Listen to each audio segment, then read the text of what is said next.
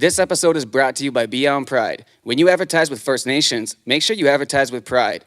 That's www.beyondpride.com. Pride spelled PRYDE.com. Greatest Game Podcast, episode 12. I'm Dale Miller. Jay Smith. Chris Vale. Lindyn Hill. And we got a lot to talk about. How are you feeling today? I'm feeling good. How are you feeling? Pretty good. Tell me about yourself. Tell me about what's the first time you picked up a lacrosse stick? Probably since I could. Probably first memories of walking and all that, it's something. Goalie stick right off the kick or what? Oh, no, it was a player stick to start with. Yeah, it was a player stick. Who influenced you to be a goalie? I guess my father. It kind of started off like everyone was taking turns being a goalie. So it came my turn and shoved the pads on and fell in love. Wasn't your dad a goalie? Yeah, he was. He was a goalie. Yeah, I do recall you even had one of his old sticks. I still do. You break it out every now and then, but yeah.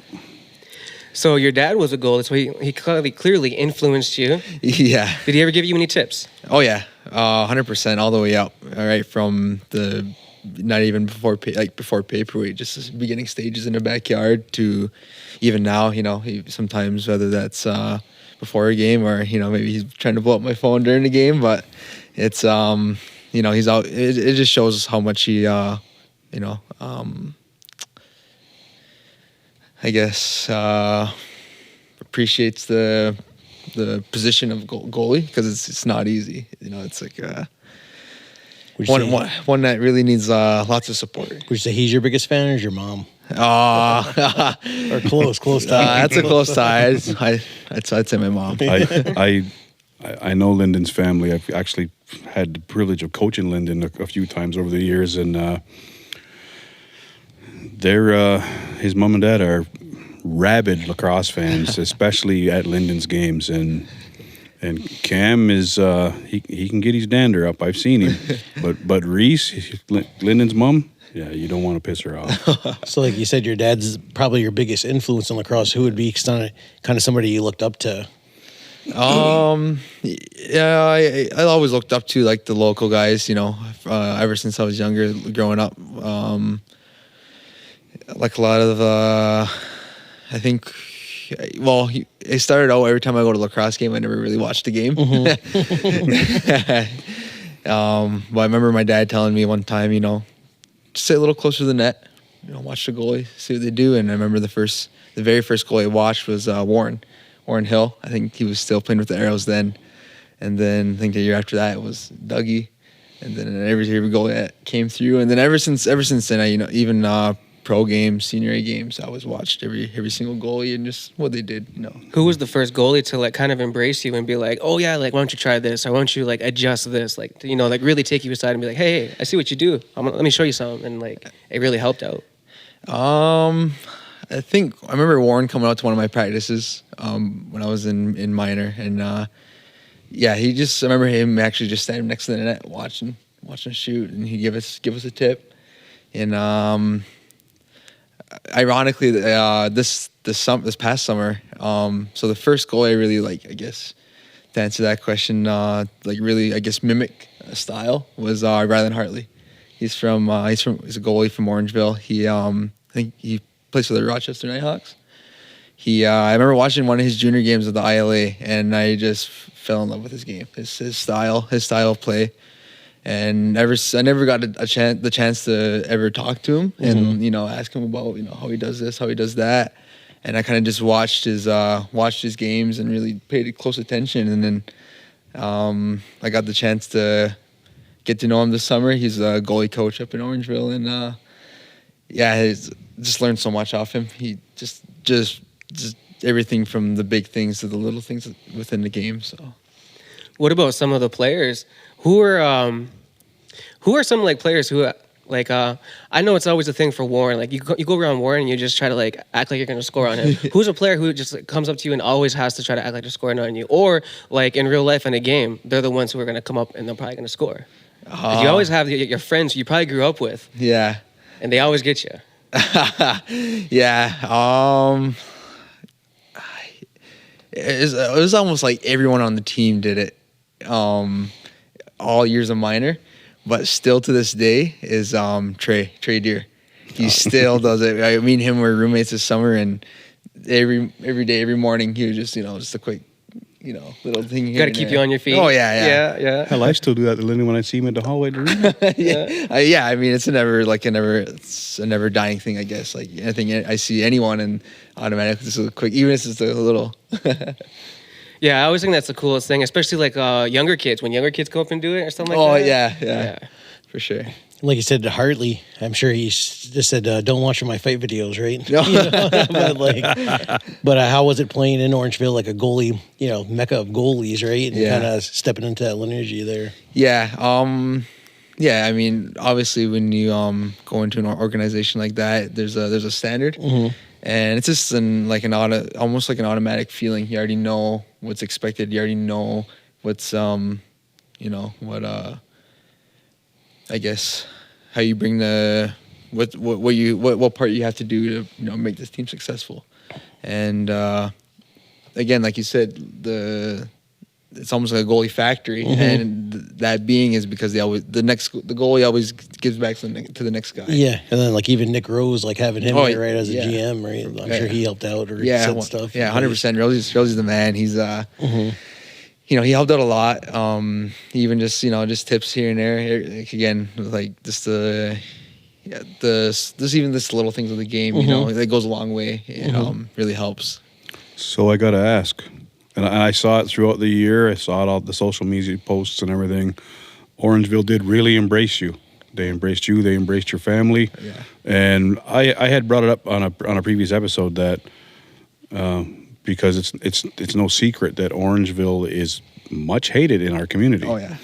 So the thing is, my question is, and I'm kind of answering it myself, but what was it like making the jump to somebody who you grew up hating?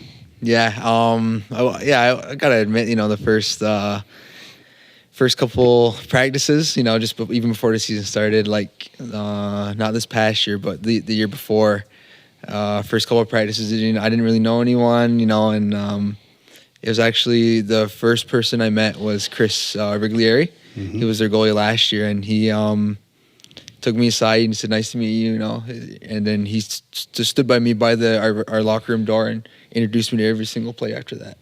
So I think, it was, that just went a long way for me, and like I just spoke more than what I think he probably.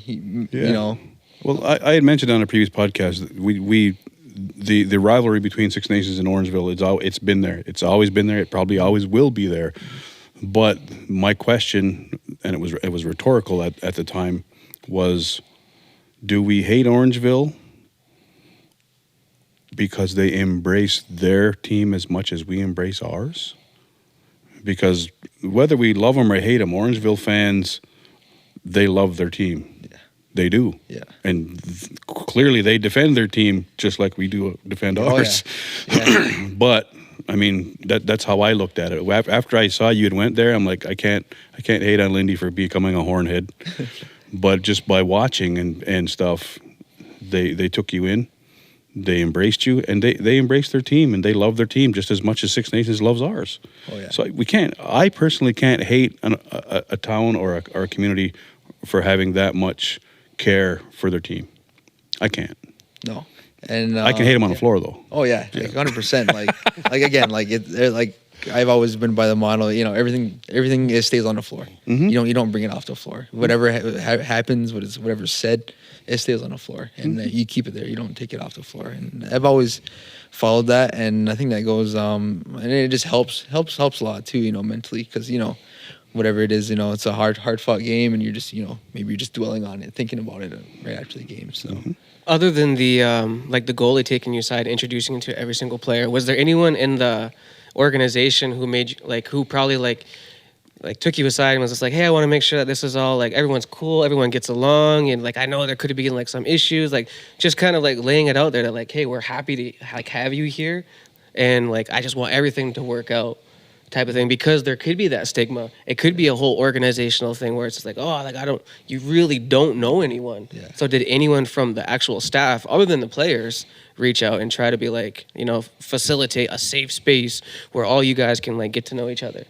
Yeah, I think maybe like you said, other aside from our from the players, like our captain, Jaden Ciapera, like he had a lot to do with always bringing us together. He's just the leader on and off the floor, I think. But staff wise, again, like every staff has their I guess does their part, and everything comes together. So whether that's we're meeting up here or doing this today, whatever it is, right from the GM to even the equipment managers, like every single staff, like everything goes a long way, right? Because I can imagine that staff had a talk with the whole team before you got into the room and said, "Hey guys, whatever jokes that you have, you can't say them anymore. You can't do that. I know that we made jokes the last however many years in this organization, but guess we can't right now because we have someone from Six Nations in this dressing room. So hey guys,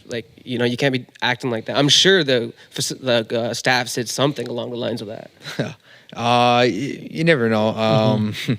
That's really trying not to think too much about that. It just but again, like I wasn't the only native guy there. Yeah. Like Trey was there like 2 years before me. Okay. Jameson Bucktooth, Caleb Benedict, Amos Whitcomb. Marquise, right? Yeah, Cole, Cole a ton of guys Marquise. last year. And then how was it like you said, Trey Deere was your roommate. How was it like rooming with him and having him shoot on you every day in practice? Oh, that was awesome. Again, like I said, only the best of the best is going to make you better, right? Mhm. And even playing like how you practice, and practice like how you're playing, right? It all goes in the same thing. And then not many guys go from going to a Founders Cup last year, right? You went on Dogger Junior B, and then this year going out to the Minto. How was that like going to the two biggest tournaments back-to-back summers? Yeah, that was pretty cool. That was a pretty cool thing. I was pretty fortunate to be on those teams, and it was an amazing experience. Like that first year with Onondaga going to the Founders Cup in Port Coquitlam. That was huge for me itself, and that pretty much that whole team went to 2 Founders Cups the 2 previous years. So that was I was going in all wide-eyed, just amazed at the whole situation, and the rest of the team is cool, playing it calm, and then this year going out there to the Minto, that's a dream come true, right? I think any kid in box lacrosse wants a dream of playing for the Minto Cup. We tried to get there early enough to go watches, but we had flight troubles getting out there for the Presidents. Oh man! Obviously, playing junior A this summer and having a good summer definitely, I'm sure, put you on some GM's maps. And then, do you think both those tournaments too, right, kind of got you that national attention you deserved? Oh yeah, 100%. Like the Founders Cup, I think it was free streaming that whole week that year, and then I'm not too sure was the Minto Cup, if it was free streamed or if you had to pay or whatever it was. Either way, you got the best of the best, commentators doing each game, and that goes a long way too. And then, like you said, I thought it was really cool the picture you guys took of like native guys on Orangeville, Coquitlam, Port Coquitlam, right? That was Like, pretty cool. Yeah, there was another goalie from Six Nations at the Minto Cup, and him and Lindyn shared the net all the while they grew up together. Right? Midget one goalies and stuff, right? Oh yeah, right from paperweight. Me and Imani Mitten. Are you guys family as well? Or Yeah, we are. I think second or third cousins. Yeah, like they were together. So how was that like? They were together finishing since your they were careers pretty much together, right? Pretty much together, yeah, but just different color jerseys. Yeah. Was it cool? Oh yeah, 100%. Again, like it's something we together have always dreamed of. Whether that was just in the backyard or at practices. Always pushing each other to be better. And like I said, me and him were always I was like my first goalie partner, right from paperweight, and to starting lacrosse together, to ending our minor careers off together, to I guess ending junior off basically in this together, in the same tournament. And then, like you said, you started off playing here paperweight, but then lacrosse takes you right 2 different communities and a whole other coast, right, to finish it all off. So it's pretty cool. Oh yeah, 100%. Yeah. What are you most excited for coming up? Because I see you got drafted here. Yeah. Black Bears. Yeah. I'm really excited. Again, I was pretty fortunate enough to be picked up in the draft. And so yeah, I'm juiced. I'm excited. I've been at the gym almost every night now, and trying to get as much shots as I can. Where were you when you got the call? I was at home. Nice. I was at home. Yeah, I was with my family, and yeah, just excitement, just pure excitement. How did you get the call? What room were you in? Who'd you tell first? Were you sitting there like, oh, like tell us how it went? Did you put it on speaker? Yeah, like tell us exactly how it went. Was it Rich Lisk and the coach Dan Lanisour, or? Actually, I didn't even really know I was gonna go to Mm-hmm. Ottawa to begin with. I had a few other teams reach out, Mm-hmm. and I was kind of thinking maybe there. Yeah. But again, it's the draft. You never know what team you're gonna go Mm-hmm. to. And so I was just hoping to get picked, whether that was late, whether that was middle of the draft, or no matter what. I was just hoping to get picked, and then yeah, they come to the last round, and I was kind of like, oh, geez, like it's getting pretty close here, and then I see my name get put up on the board, and like just pure excitement again. Like I was just. Jay knows what a smile. I was like ear to ear. I know Lindyn smile. Yeah. I was just ear to ear. I just so excited, and I'm sure your parents were excited. oh yeah, 100%. I even probably a couple happy tears. But yeah, again, like it's something we've always talked about and dreamed of growing up ever since I was just starting out lacrosse. Like I remember my parents, again, like. I was just so fortunate to be able to even go to a NLL game, like to a Bandit. I remember going specifically. I remember going and watching the 2008 Bandits win the league that year, and again, I think that was when a lot of the guys on that team were from here. Yeah, that year. Corey Roger, Oh yeah, Clay Hill. I think they had Mikey T. Yep, And that. Yeah, Monster. So Monster. So again, like I remember just like knowing that. And already knowing from a young age, like if they can do it, if they can be here, why can't I? Mm-hmm. And I think that just started my drive ever since then. I just wanted to be in the show, and so I've always just worked at it all the way up. So. Yeah. What did that look like for you? Like what age were you when you had that like thought like, hey, like they're doing it, I can do it too, and then like. Yeah, like how old were you at that point? So when we went and watched, I think it was 2008. So I would have been like 5. Again, you're still young. Always I want to be this guy. I want to be this guy. Mm-hmm. You want to be your idols.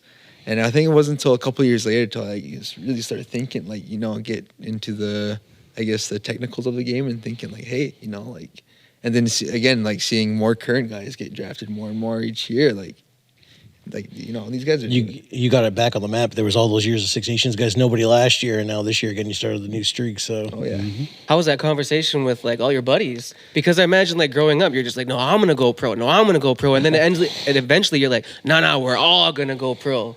So like I'm sure you're waiting for some of your buddies like, no, next year it's your year. Yeah. Who's kind of your crew that you grew up playing lacrosse with? Again, it's like a lot of the 2003, 2004 group, a little bit of the 2002s. So it'd be like Thunder Hill. Me and him were pretty much the same age. Grew up playing lacrosse together. Isaac Squire Hill, Cole Paulus, Imani Minton, Damani Thomas. Just a few names, just a few of the many names, just from here. And then again in my travels and my experiences, I've grown a lot more friendships all throughout lacrosse. Like Arrow Booth, Jameson Bucktooth, them guys. They, I just encourage everyone, just be better. Always be better. Always try and be better. Whether that's lacrosse or life, really. And just work at it, and it's all worth it. The hard work pays off. It's definitely gonna pay off because now you're gonna get out there and everyone's gonna see you. Everyone's gonna like see you live your dream, Oh, yeah. literally, like right. Yeah. So what did you think of the Man Cup? That just ended just recently. Oh yeah, that was awesome. Starting goaltender for Victoria was Orangey. Oh yeah, Chris Regulieri. Yeah. So that was another reason why I attended also. And show some support for fellow Northmen. Again, I was fortunate enough to make it as a third the year before, and just being around those guys, seeing how they go about the game, how they prep, everything. It just shows you like there's another level to this, right? And but yeah, the Man Cup is awesome. Anytime there's a national championship on the Reds, I think we're always going to show out, no matter what, no matter who's playing. So, you've looked up to Warren, you've looked up to Dougie. So now that's your competition. What do you think about that? Never really thought about it yet, but there's been a couple times where, I was thinking just like when I was still, I think after we were just on our way home from BC, and I was kind of just going through those end of the season thoughts, like, lacrosse is over. What am I going to do next year? And I was kind of thinking like, hey, like, who am I going to play against next year? And oh shit, I'll be playing against all the guys that grew up watching. And I even said that to Ralphie, Ryland Harley. I even told him like, man, I'm either, I always want to be standing next to my buddies, playing for the same team with them. But I was like, what if we could potentially be standing across the cages from each other? Mm-hmm. We could be dueling it out in a game, whether that's senior or pro, whatever it is, like. Mm-hmm. Yes, but come summer ball, you're going to be on the floor competing against Dougie and Warren for a spot. Oh, Not just across the floor. Yeah. Trying to take one of their spots. Yeah, that's pretty crazy to think about, honestly. Where do you want to end up next year? I think my goal has always been the same every year, is try and play at the highest level I possibly can.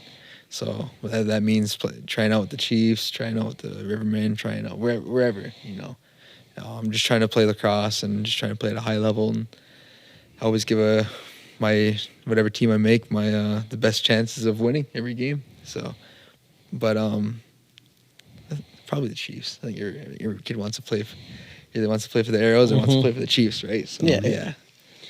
Do you think you'd be, like first string, second string, third string? Where do you put yourself? I think you always gotta work your way up. So I think third string, or was it practice goalie, whatever that is, and wherever they put me, honestly, or whatever spot I make, I just want to start from there and just push it forward, keep going. Really, you just need a chance, because if you go out there and you do have a great game, they're like, I'll throw them in there again, right? Like, Yeah. You just need that one game, that one chance. Well, Yeah. If that's how things play out next summer, I know a team that's probably got a spot for you. There you go. I know some people on that executive. I'll put in a good word for you. The other goalie on Victoria, Dunkerley, he played for Orangeville, and then you'll be with him in camp now for Ottawa Hymns. I think Zach Higgins, right? Yeah.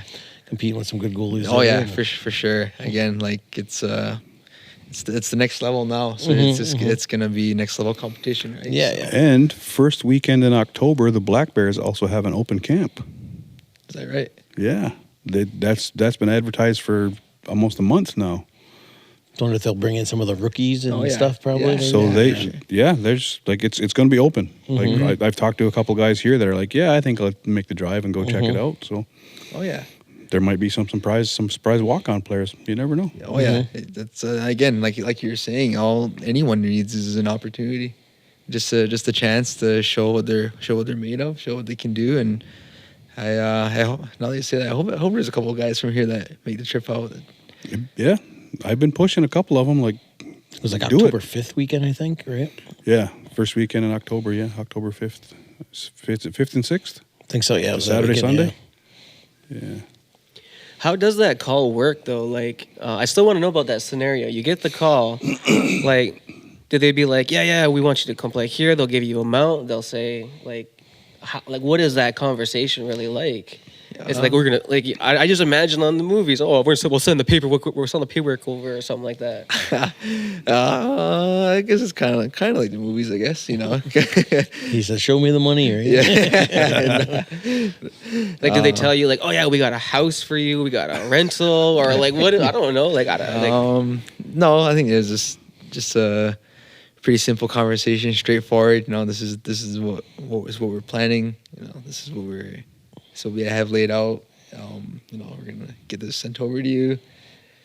sign it when he can, I guess, basically, and then be ready for. Vale said he'll be your Toby Maguire. Not as good looking, but Toby isn't as good looking, or I don't know. come on, I'm a little bit. I'm a little taller I'm than trying Tom to Cruise pump your in real tires a life. little bit here, Vale.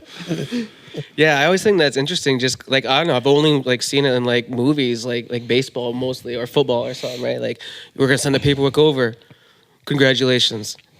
End of the phone call, and then it's just like you look around, and it's like I just got signed to to whoever you got signed to. No, yeah, there's more than just more than one phone call. It's a couple calls, and just whether that's me asking questions, how this works, how to go about this, and again, just having just communication. Right? You want to know what's going on, and want to know what you're doing, and this and that, right? So, Like you said, you play at a high level, but for fun, and then all of a sudden it becomes a job / getting paid for it. Right? It's big. Yeah. Oh yeah. Like, all the X's and O's kind of. Well, there's like I don't know about your particular contract, but I know in the past there's been teams who have signed players and told them there is like performance agreements in the off season, so they have to like they'll have to like coach a minor team or something as part of their performance agreement in the off season, or attend so many events in this community, or like you may have to go to a fundraiser in Ottawa during the off season, or go to a school camp or something. Oh yeah. I don't know if that's in yours. I don't know if it's still in any NLL contract, but I know previously those types of agreements were part of a contract. So it keeps you busy in the off season, keeps you part of the team. And it shows the community that there's commitment there. Oh yeah, 100%. And not only that, then it just shows that like again, all those events, you don't know what's going to grow the game, right? You never know. You could just you could be that one player, you could be that one event that just grows, whether that's one extra player, whether that's 20 extra players, you never know. Right? In 2012, I remember I was blown away because I was always coaching fall field or helping coach or whatever, fall field, winter league, spring field, summer box. There was no off season really. There might literally be 2 or 3 days break in between each one.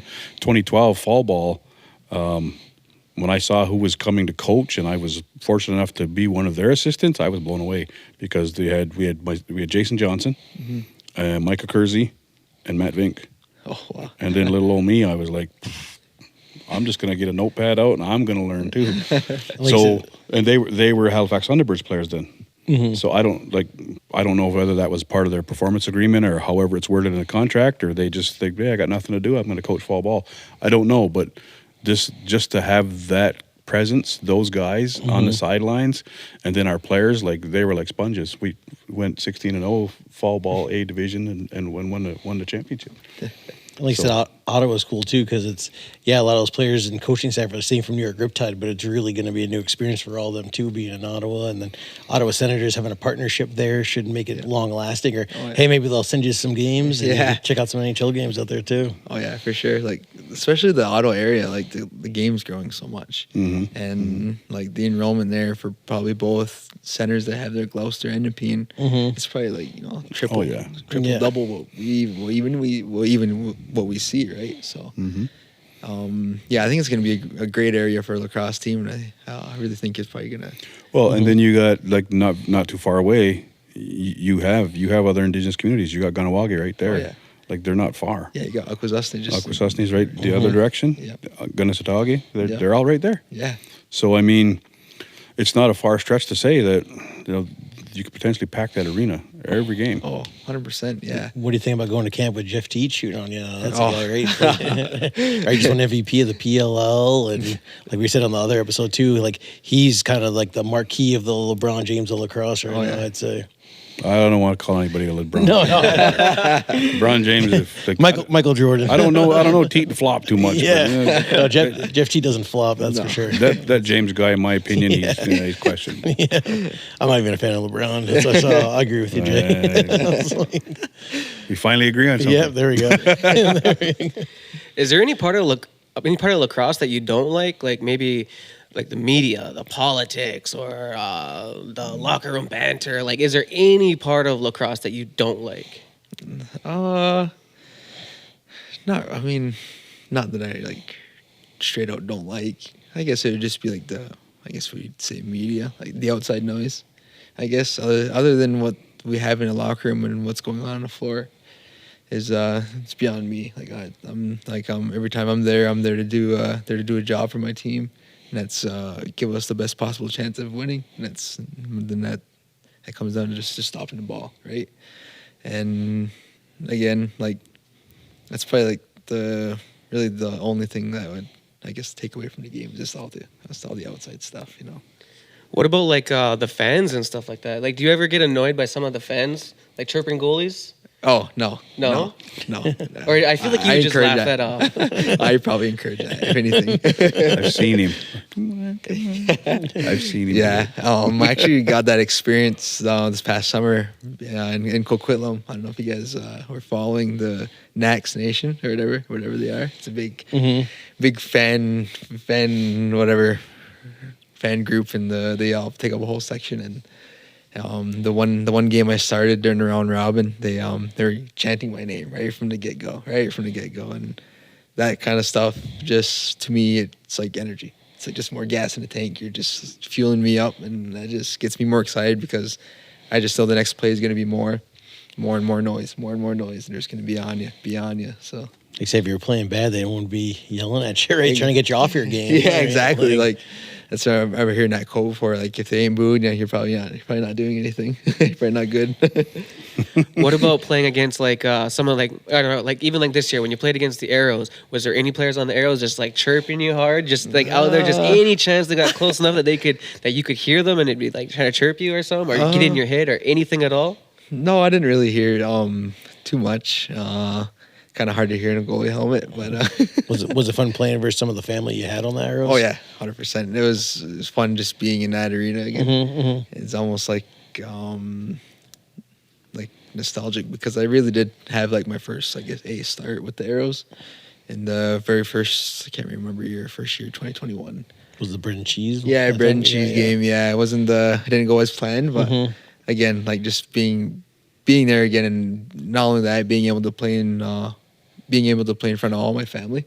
So whether that was again like Jay knows, like he knows my mom and dad. They always travel. Like no matter. Cam goes to watch a lot of games, right? 100%. So I just thought about something. I remember it might have been against Orangeville at an Arrows game. It might have been when Josh was still playing for the Arrows, and probably Johnny. Yeah. I remember there was people up squawking in the crowd, and I saw your dad get up, and I was like, Cam's my buddy. I gotta go see what Cam's doing.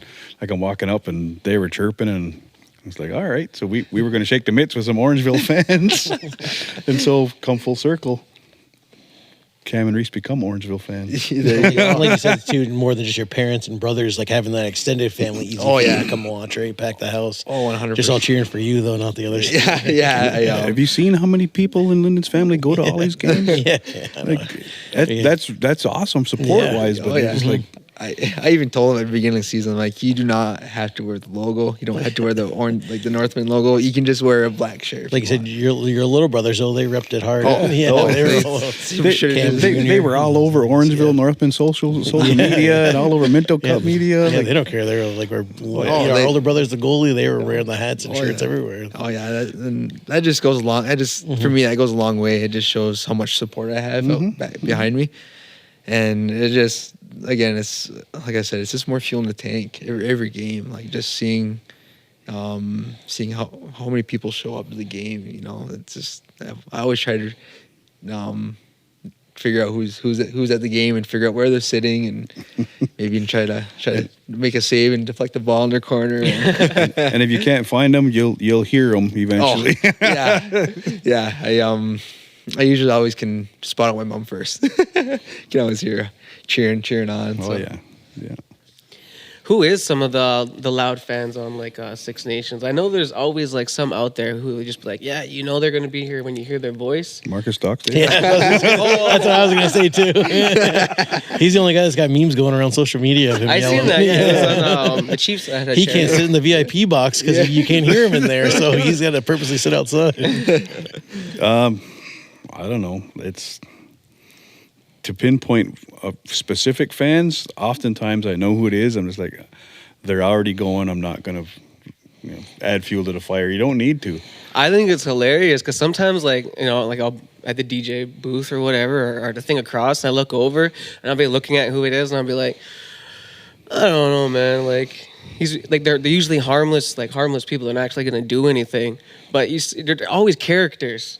They're always just like, did you just like how are you dressed coming to this lacrosse game? You're just like, this is out of hand here. There's kids around. Put a shirt on. Like, I'll be looking in the fans. I'll be like, some of the loudest ones are just characters out there. Was the Tony Rose pretty loud? Oh yeah, yeah. That was an awesome place to play. It was such a historic arena. You know, so many great players have played on that floor, and just right from the home opener. Not even right even from training camp, right even from playing on the floor in practice center. I just knew, like, I just can't wait to see this place like packed with fans now. And I'm sure even like Nick Rose being GM, the arena's named after his dad, so I'm sure there's a lot of pride there for him, and probably instills in you guys, right? Oh yeah, 100%. Like, again, I think the motto is just like with any team, especially with them, is we don't lose at home. We do not lose at home, and we always bring out just the absolute best efforts you can, especially when we're home. Besides like the Arrows, who was like the kind of the team you looked forward to playing the most in this season?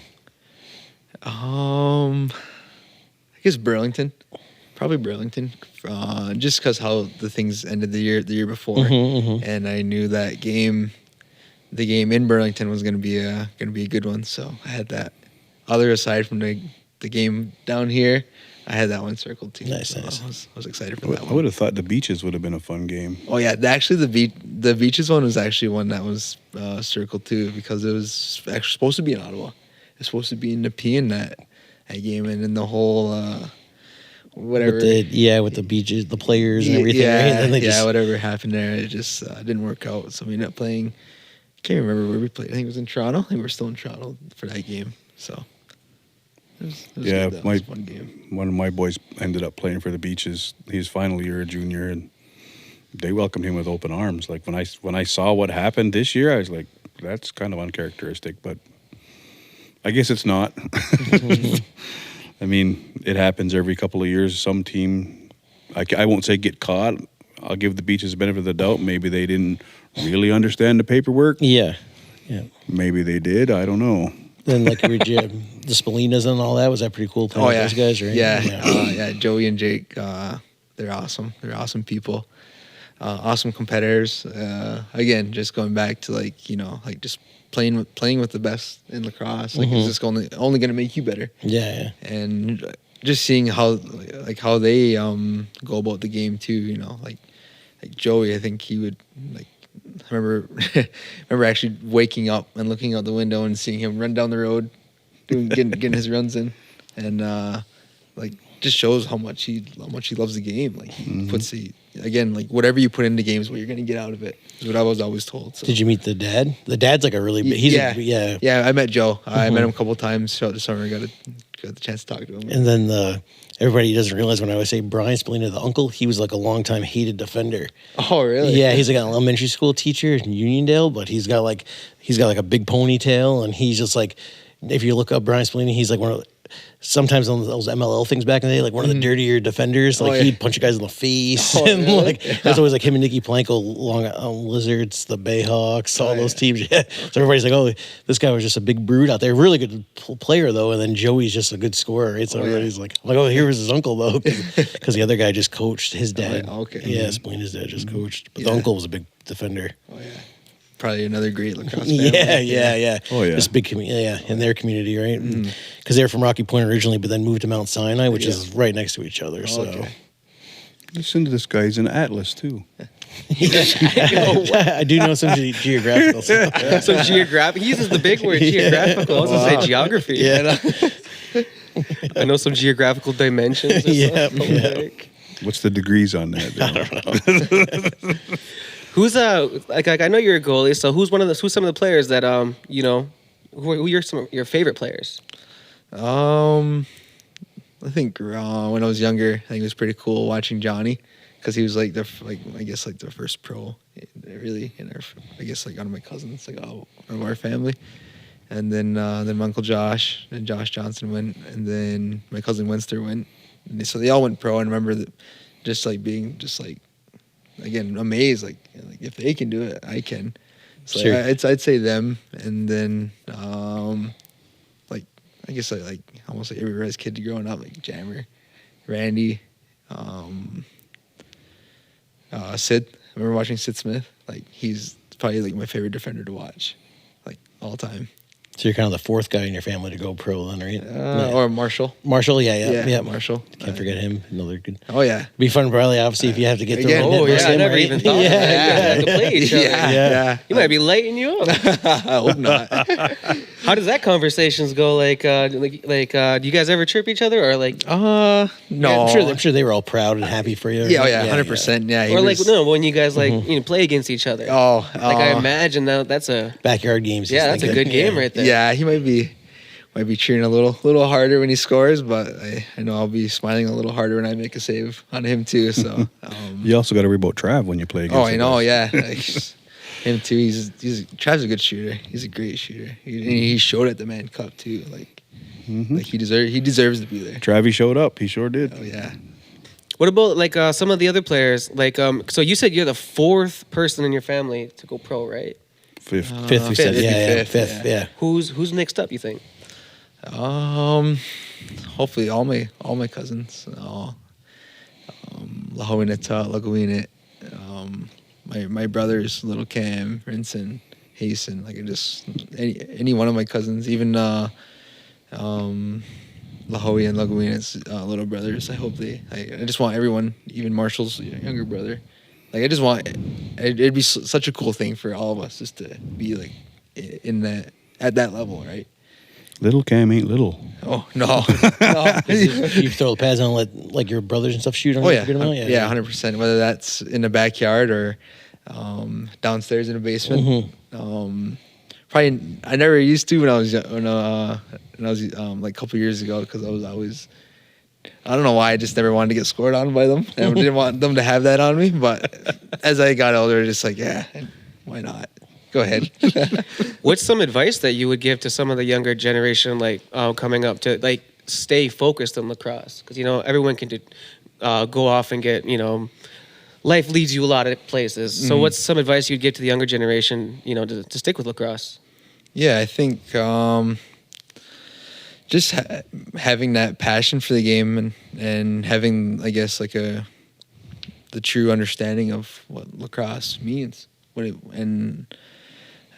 that means, again, it could mean something different to everyone, but as long as you find that meaning to it yourself, I think, and you make that your passion, I think anyone's just going to drive towards it just to be better at that. And again, just what you put into the game is what you're going to get out.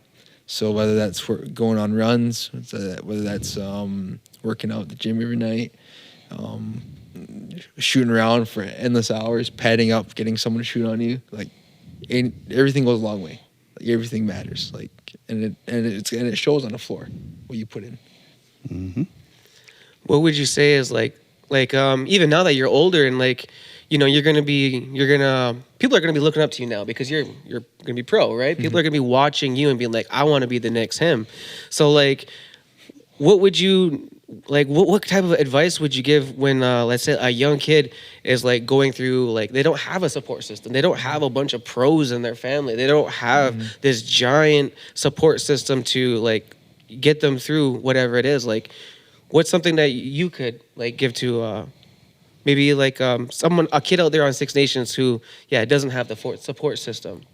Yeah, I think, well, it's always been a dream of mine ever since when I was coming up in the minor system as a goalie, to always try and give back the chance I can, whether that was in my last year midget, whether that was the next year, or whether that's 10 years down the line, 20 years down the line when I'm near the end of my lacrosse career. I just want to, be able to try and give back any way I possibly can, whether that's having goalie camps, whether that's even just lacrosse camps in general, whether that's just doing, community events, anything. Because I think even just a simple hello to someone, it makes anyone's day, and it could, motivate them, honestly. Like anything, every little thing matters, I think, whether just even just a smile. smiling at someone. It can make see You don't quit. yeah.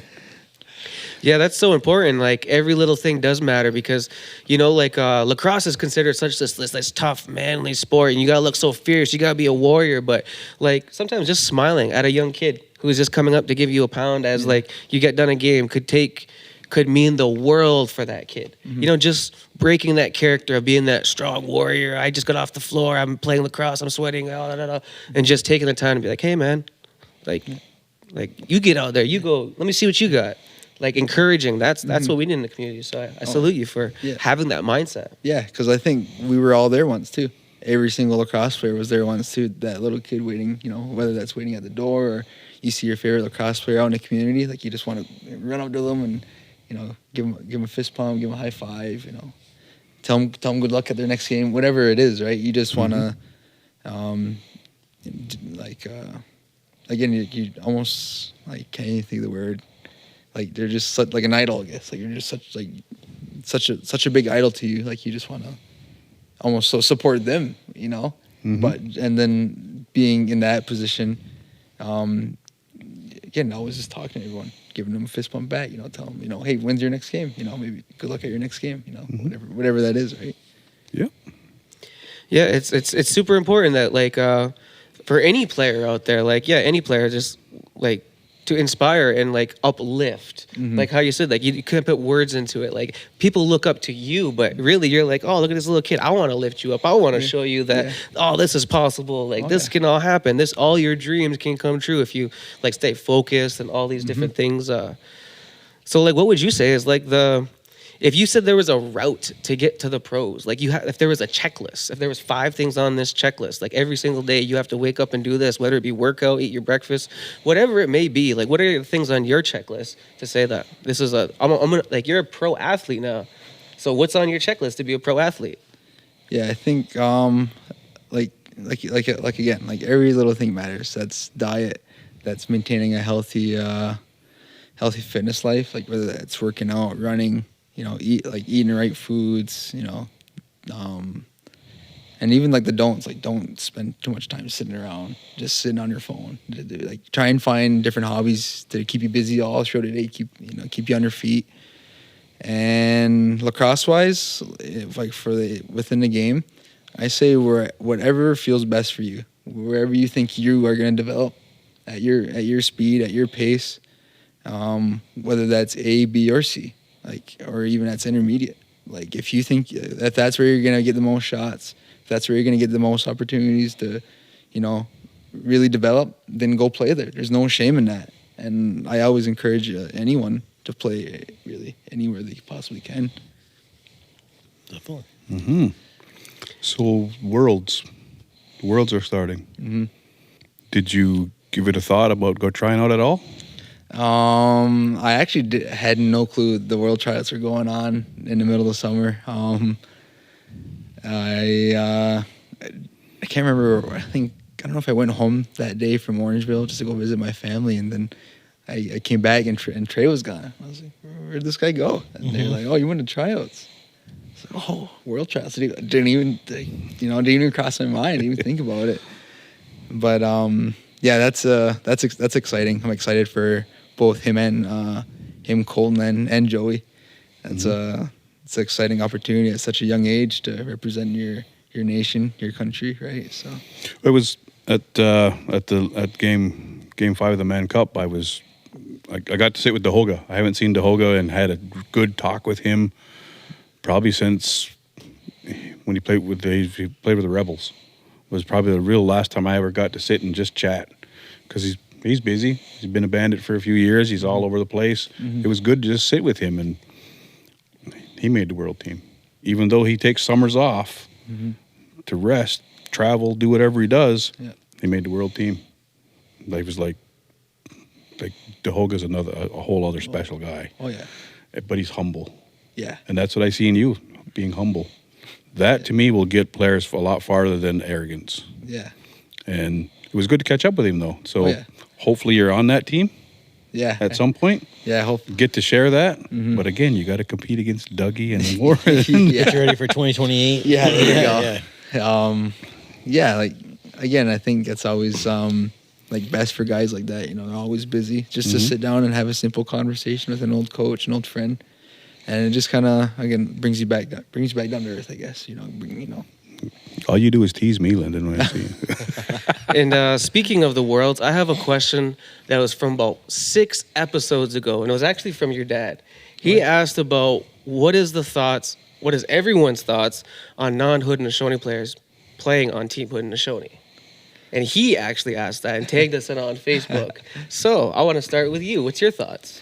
I think we have more than enough talent across our whole confederacy and not only our confederacy, but other surrounding nations that, you know, endure lacrosse as well to make a full Ongwahome team. I fully believe in that.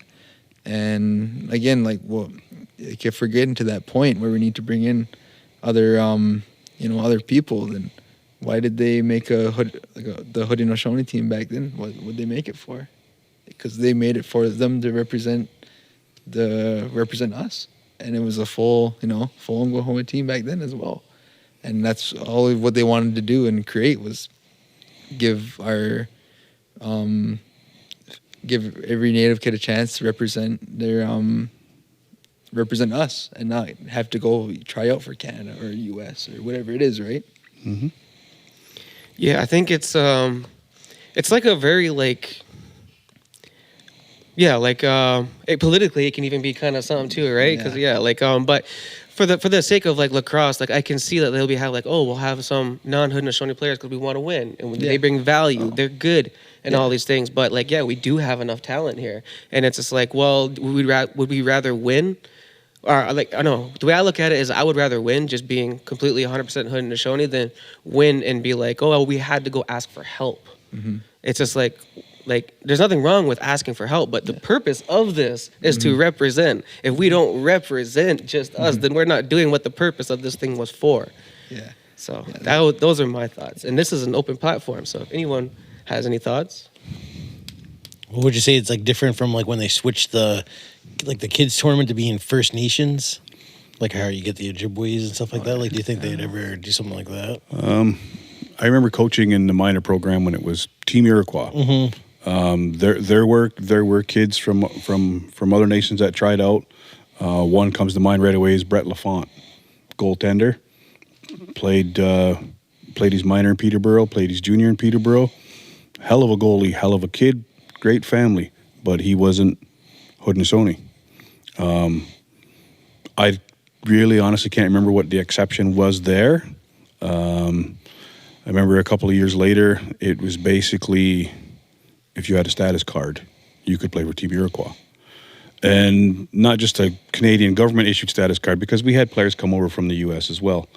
And Team Iroquois executives were basically on this side of the border. And I'm not knocking any other nation, any other team, but calling a spade, all of the A lacrosse players, I can't say all, most of the A lacrosse players come from Six Nations. Mm-hmm. You'll get the odd one or two from other communities, but as a whole, most of the A ballers came from here. A few years went by, I came back. Actually, you guys were in Pee Wee. I came back, and then it was called Team First Nations.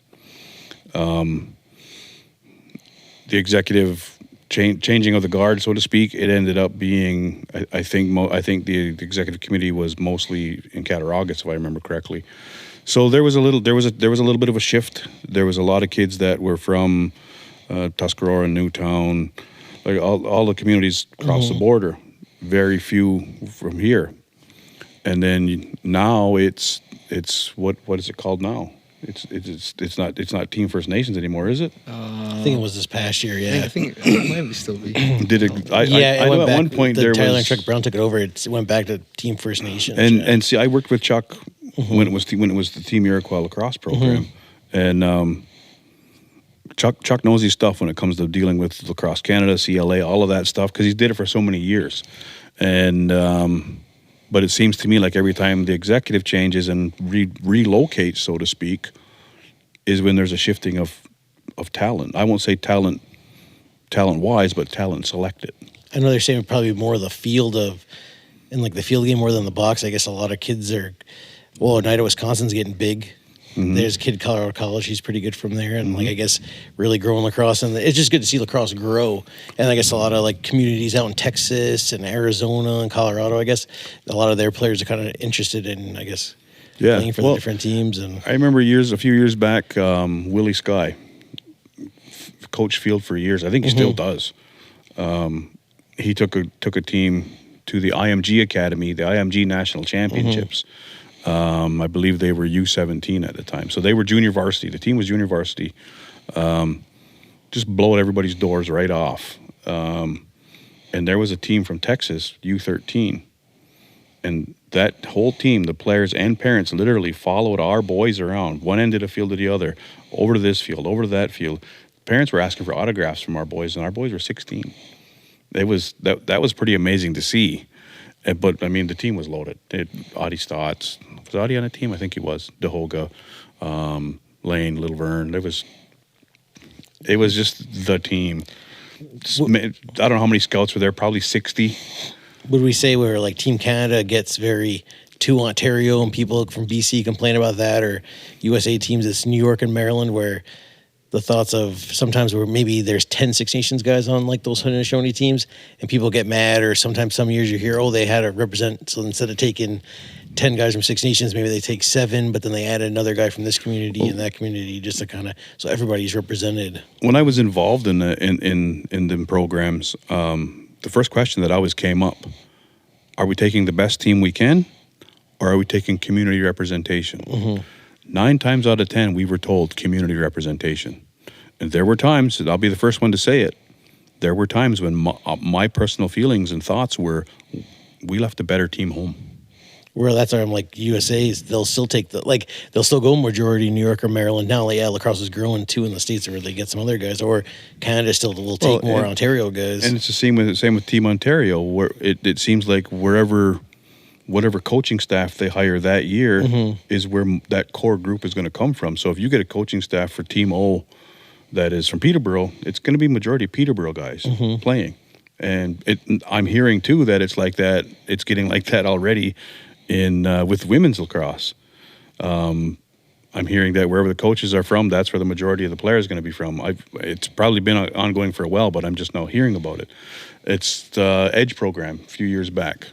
When Edge first started, it was pretty big. Same thing.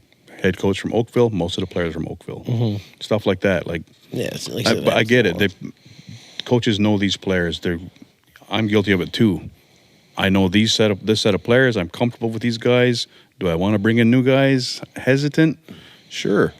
Like this year with the Rivermen, I knew them from watching, but I didn't really know many of the players. What's the thought sometimes where I'll hear a lot of like different guys coaching, like a Kersey coaching and a Bruce Codd coaching, rather than having yourself or maybe somebody else coaching, right? Like, well, community member with lacrosse. So when you would get to, my understanding of when you get to the Haudenosaunee Nationals in junior, like I said earlier, I remember as long as you had a status card, you could play minor. In junior, I know from my own experience, I had to get my son a letter from our hereditary council here, stating he was a member of this clan and he was in good standing and all of this. And then he had to take that and go get the Haudenosaunee passport in Onondaga.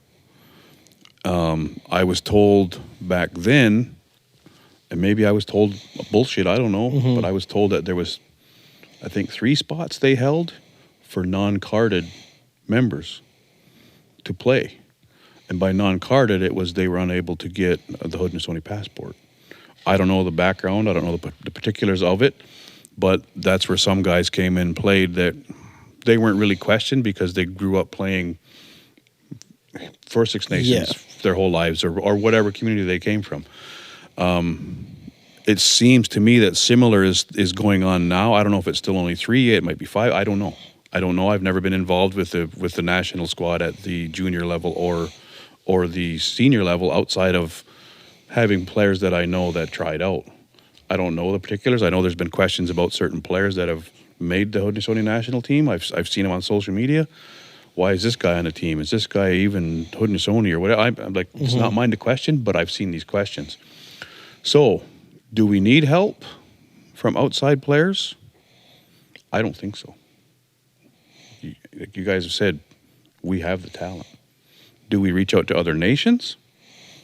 I don't see anything wrong with it.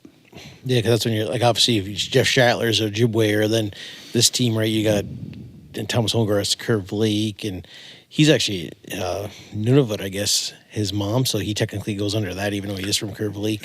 He said in another podcast. You got to watch what, like Yeah. On at the end of the day, if you look at things from a traditional standpoint, we're matrilineal.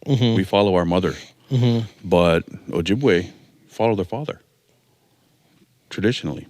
So there's another whole debate. Yeah. And then BC, so the it's not ultimate debate is the self-identifiers. But that's another whole podcast. Another podcast. You might even have to change the name of this if you're going to get into that stuff. I know. But that's another podcast. I know somebody who's a pretendian hunter. Hey, I think we both know. I think they were actually in the comment. They were part of that comment. Yeah. So, but we should get to that one day on another podcast. But yeah, like you said too, even with the Worlds, it's cool. Like we got Team Greece, Haudenosaunee's playing Ireland, the Polish team. A lot of teams were just up in Canada playing Australia. But they were their whole team was pretty much watching the Man Cup, and they were playing the Arena League teams. I went to watch the men's game last Saturday. Nice. I got there early, got my times mixed up, and watched the Australian women's team play against. I think it was BP Lawyers. How was that? Australia won 8-7. It was a decent game. I'm told the BP Lawyers didn't have their whole roster. They had a couple of call-ups, but I mean, it was a good game. Yeah. And then the ALL, one of the ALL All-Star teams played the men, and that to me was a massacre. Then I ran into Nick Goldberg. He's the North American rep for Polish team. So they were up here practicing Brampton. He came through, got some stuff for some team members. They were all kind of around. There's a And rumor then, that Jamaica. Poland's going to play against Newtown. Oh, that'd be cool. That would be cool. And then I could see that. He said they were up in Brampton, then they were heading out. The one guy wasn't too sure when they were heading to Utica. He was saying at the end of the week, so maybe they'll play Newtown maybe Thursday or something. I don't know. And then Jamaica, I seen they were at the track, some posts of Team Jamaica playing. So it's like I said, lacrosse is growing globally, and that's a big thing. How does that work? Because that Haudenosaunee team just went to war, like Hong Kong or something like that, Japan or Yeah, where- the women's team. yeah. yeah. So Do a like, U20. can we all get a passport and like be able to go to countries like that? Is that how it is now? It's Really? like to play, like let's say if you're from North America, right? But I want to play for Team Greece, your grandpa's got to be from there, or your grandma. So you kind of it's like kind of the grandpa rule. So if you're a great grandparent, you can't play, but Chris, you can kind of get the on. question was, can we travel on our Haudenosaunee passport? Yeah, maybe. I was just like, believe me, I'm not trying out for the world. No, believe that's why I me. was like, I thought this guy was trying to play for Hong Kong. Holy heck, Hong Kong just laugh at me. I'd be sold out there. I get Koichi to get you on Team Japan. yeah, we'll get you on. Koichi for president. Yeah, I think he's over in Japan right now. It looks like he'll probably be back soon. I'm sure He was. before- I haven't talked to him. Don't know what he's doing. Whether I don't even know if did he try out for Team Japan. Did he make it? I don't know. Yeah. But if he made Team Japan, why is he still over there when they're getting ready to play this weekend? Yeah. I don't know. But So I know that you have to get out of here. You said you had a meeting at 8 o'clock or something like that. Yeah. But before you get out of here, so what are you doing between now and when you start playing for Ottawa? Like any tournaments? Any like, are you just taking a break? What are you doing to stay in shape? Like, what's in between? Yeah, I'm going to this little private gym we have over there. A couple of us guys kind of go there, and it's kind of a great setup. It's like a gym on one side, and there's a little area where they got like a big net set around, and then you got all different sizes of nets there. You can go in there and shoot around. So I'll probably be doing that probably after my meeting. If I go to the gym, work out, and then hit the hay. But every night I'm gonna try and make it like a religion to me now. Like I'm here, I made it, I got the opportunity to showcase what I can do at this level. Now I'm gonna put in my my absolute best work, I'm gonna give them my best I possibly can. Because at the end of the day, I want to leave. Whether that's leaving to practice or leaving to camp, I want to be knowing that I did play my best. I did try my best, instead of thinking and saying like, oh, I wish, if I wish I would have did this. I wish I would have worked a little harder. It's always good, yeah, exactly. How I think you even started the podcast saying, let's leave it all on the floor. Like go out there, give it your all, and leave it all on the floor. You win or lose. Mm-hmm. Yeah, because I was always taught, like growing up, like you really never know when your last game is. You never know whether that's a game or whether that's practice or whether that's shooting around. Like you never know. It could be whether that's a freak accident or whatever it is. Like you can get a gift like that, but it can be taken away just like that also. So like to really appreciate what you have, and again, like just do the best you absolutely can every single day. Yeah, live every day like it's your last. Exactly. That's the only way too. So does your pro contract stop you from playing in amateur tournaments? Probably should have read the fine print, but yeah, Only for I imagine so. Only for Frog Pond Maulers, it said it in bold. Yeah, right? there you go. Yeah, had to work that in. Yeah. Unless it's the Maulers, Yeah. then it's. But no, maybe if they reach out and say, hey, if you're interested in going to this tournament, we probably recommend that you don't want to get hurt. Or maybe recommend that you do. Go get some more shots, but. Yeah, I'll probably just be having like guys like Mar and Trav and Skibbs and everyone come down to the thing and shoot on me. Try and figure them out early. Is there anything that you feel that you need to work on? Like, just like looking from the outside in and being like, oh, like, I don't know if you ever watch game tapes and stuff like that, or like really go back and be like, oh, I could have done better there. Like, what's something that you feel that you need to work on? Yeah, I'm probably the worst for that, going back and rewatching every single minute of my games. But it's a good thing, though, because you learn from your mistakes, I think. Especially in the game, like you can and then you see the game from a different perspective, watching it from a crowd standpoint to opposed to watching as a coaching standpoint to being actually in the game and playing on the floor. It's a whole different perspective, and I think bringing all those perspectives into one and kind of seeing the game 360 goes a long way. And yeah, probably. So how was it when you played in Winnipeg with your dad coach Sheriff? Was it Haudenosaunee? That team was with so head coach was actually Brandon Francis. Mm-hmm. We had Wenster Green, my cousin, as a coach. We had Gaywal Schindler. Then my dad, he was on the bench also. That was awesome. That was also another great experience. That was really fun. That was, I guess, like my first time representing a national team at the junior level, I guess, because I did it in minor, and so that was like my first, I guess, kind of little sneak peek at doing it at that level, and yeah, that was fun. Even though it was only like a 6-game tournament, that was like it was still like it was crazy how close we came together in the short amount of days we had to prepare for the tournament, and then do what we did. Like. It Was that the first time too you played in that big of an arena? Was it where the Jets played? Yeah, that's where the Jets play. So the Canada Life Arena, that was just huge. Yeah, I've been to that arena. It's pretty nice. It's pretty nice. Like for how, I guess, small it is for like a national like hockey team, I guess, or whatever. It's still a big arena. Like we had like, I don't even know, maybe like a quarter of the arena, like with like fans for the gold medal game. What is some of your favorite arenas to play out of? Because like I know like what was it? We were in not Whitby. We were in where were we? We were in Riverman. Iroquois Park. Okay, that was Whitby. Yeah, Iroquois Park's a good one.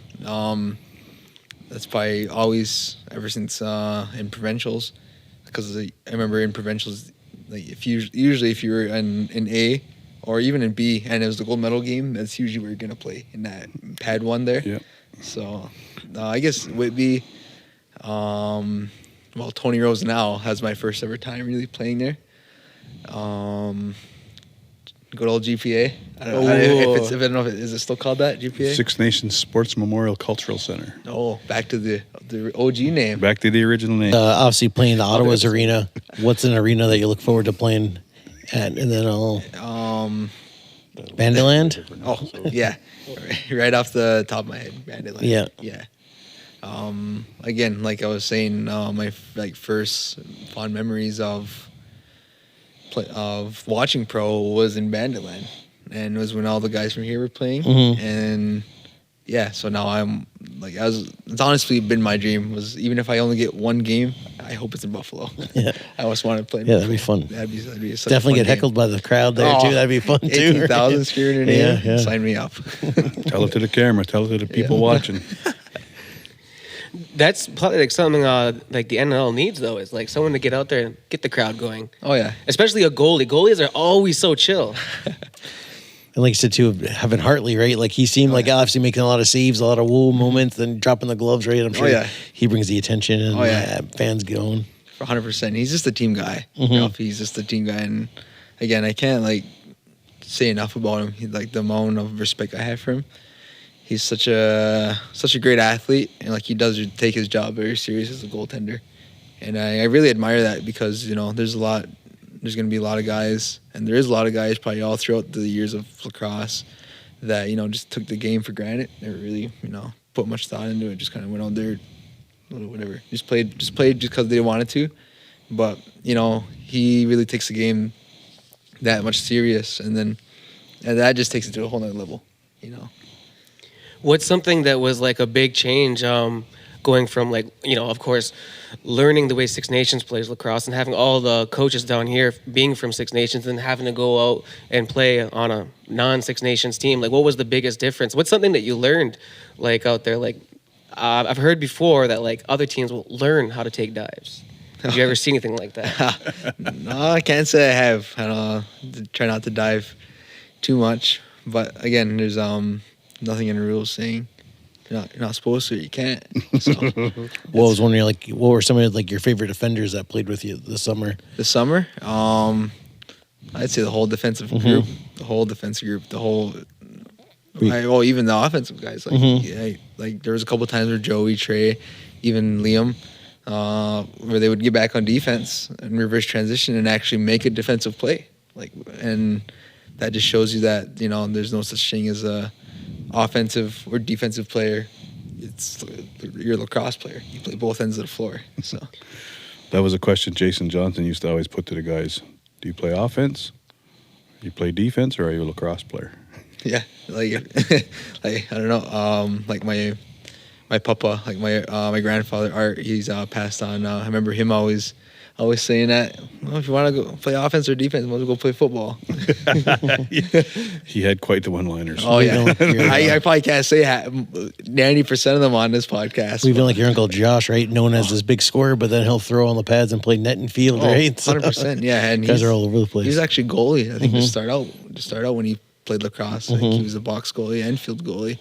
But I know he took up field goalie a lot more than the box goalie. But he's still like, even we'll just be shooting around in a little sock ball downstairs in the basement. Like he's a good goalie. Like he still got it.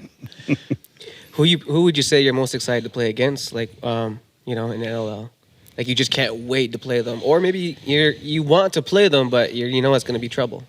Again, Vail asked it too. Like probably Buffalo. Like that's my first. Like I think that's everyone's. Like what the date they circle on the calendar is Buffalo, because like again, like they show out every single home game. There might be a couple seats on the top. They outsell the Sabres.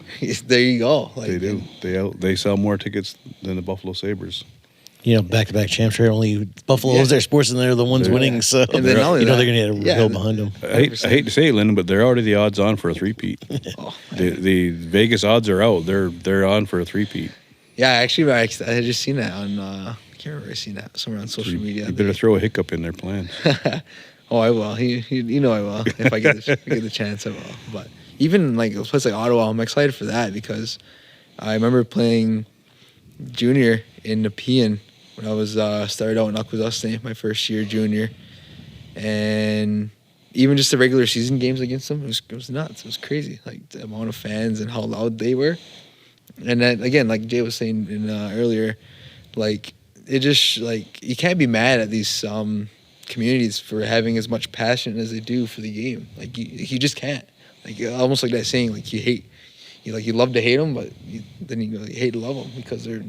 At the end of the day, everybody gets along talking shop, and everybody loves lacrosse, right? So Yeah, like it's just we're all there for the same reason. If you think about it, everyone's there for the same reason. It's because we all love lacrosse, whether we're playing or watching.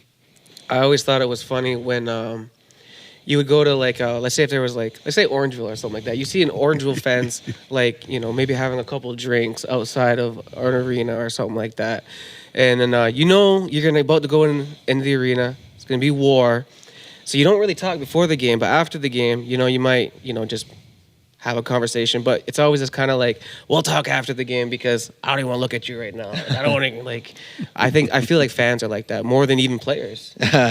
Yeah, I guess it goes hand in hand. Like players like that too. Like even when I was playing against a couple of my buddies against Arrows, and even in the year before when I went from my third year, my junior in Akwesasne, and then 2023 I started there again, went to Onondaga, and we both ended up going to the Founders Cup. So and that's the tournament style. The tournament format is you play everyone once.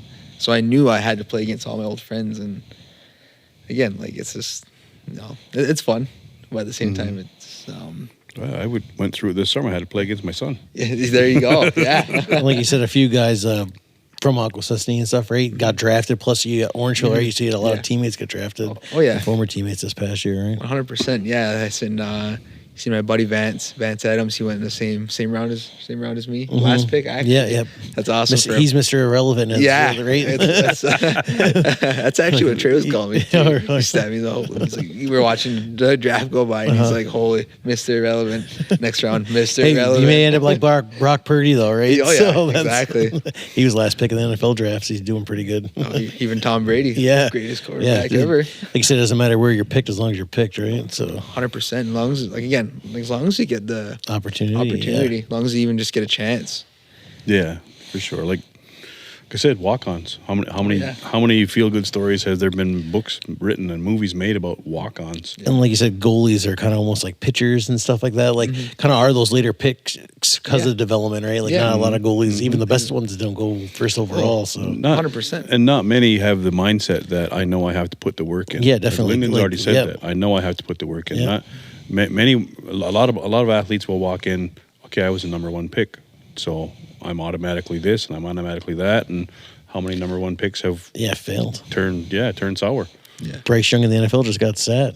Right? They benching him. Yeah, exactly. Eric Lindros, like his career was cut short because of concussions. And when he was first drafted by the Quebec Nordique, he said no. To me, if I had a chance to be drafted to any pro sport, I wouldn't care what team I went to because it's still a pro. But that's just me.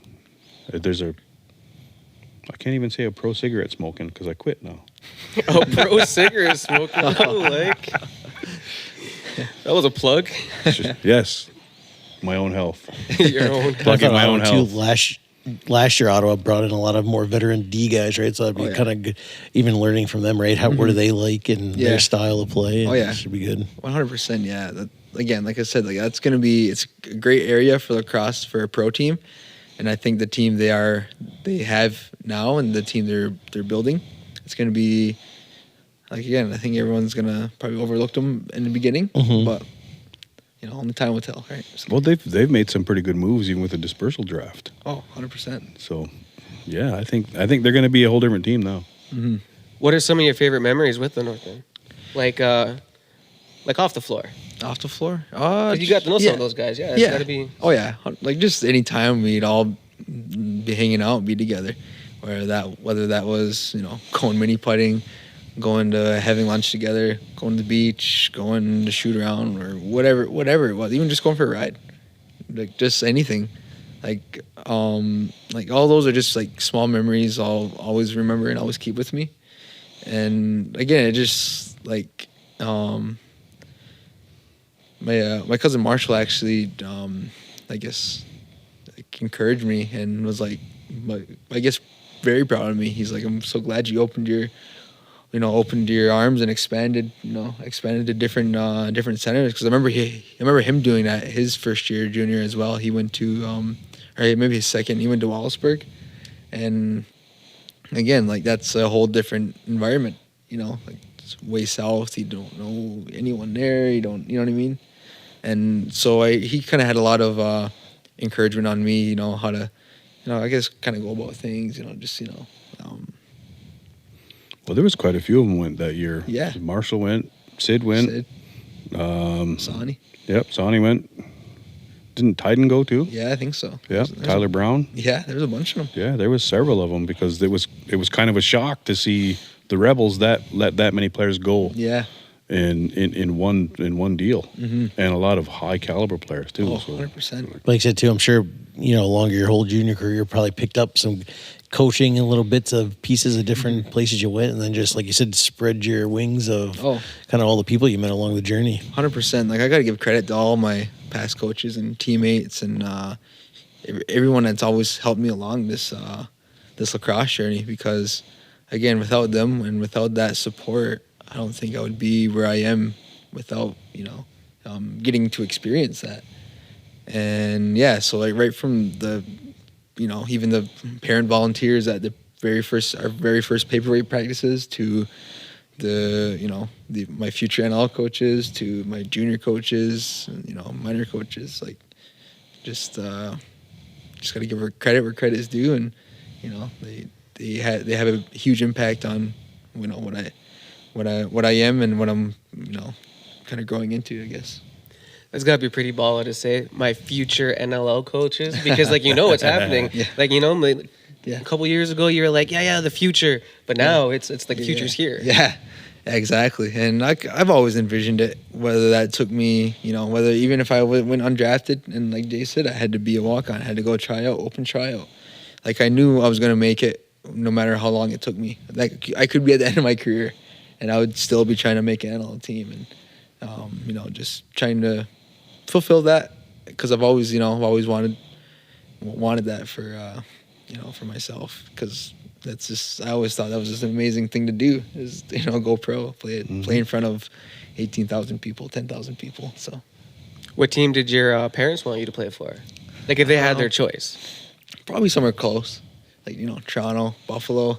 It'd be nice to play local, because not only that, then you could be having a lot of family go out to every game. Maybe not every game, but most of the games that are, because they would be local. It'd be either at home or it'd be somewhere else. So Yeah.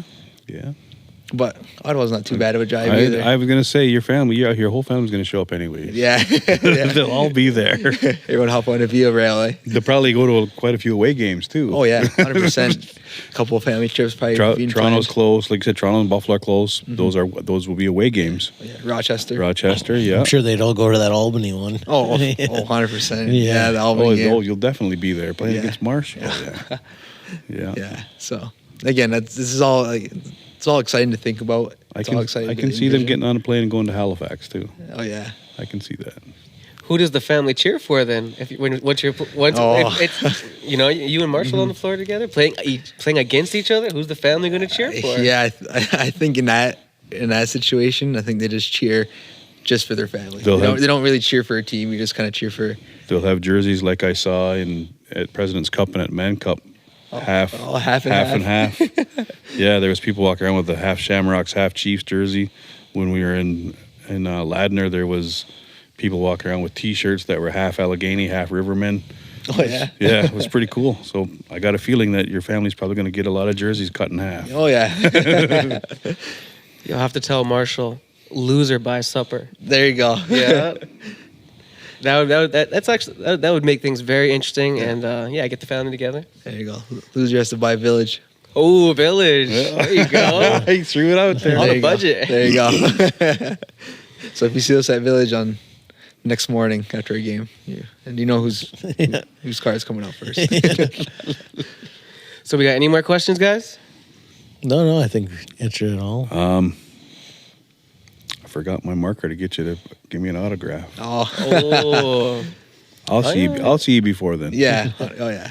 I'll have to go there and buy a jersey. You can sign it, There you go. and then we'll have to have a fundraiser for the Creators Game podcast. There you go. If Lyndon agrees, of course. Well, Yeah. there you go. 100%. Oh, yeah. It's on camera. We got it. One more Let's question. go, Gary. Let's go. Who's making the? I know you're one to have really nice helmets. Oh, yeah. And already in the design process. Probably once everything's finalized, right? Yeah. yeah. Sick jerseys. Oh, yeah. Yeah. Yeah, that's actually the one jersey. Like, out of all the new jerseys, they've been coming out with these last couple of years, it's probably the one jersey I was like, I don't care if I'm drafted to another team, I'm probably still going to try and buy a jersey or buy a shirt. because Larson had a 'cause- big hand in designing that. Larson yeah. Sundown. Oh, yeah. I've had the privilege of coaching him when he was younger too. Yeah. I should have to get some bear paws on that goalie helmet and Oh, stuff. And, yeah, 100%. red My and black. dad was all happy because really? he's Bear Clan. Oh, nice. So, he was all pumped. There you go. Well, kudos to Cam and Reese for making such a humble young man. Thank you. Yeah, and congratulations on being drafted. Thank you. Definitely. Thank you. Congrats. Appreciate it. All right, guys, that was episode 12 of the Creators Game podcast. Until next week, we're out of here. Peace.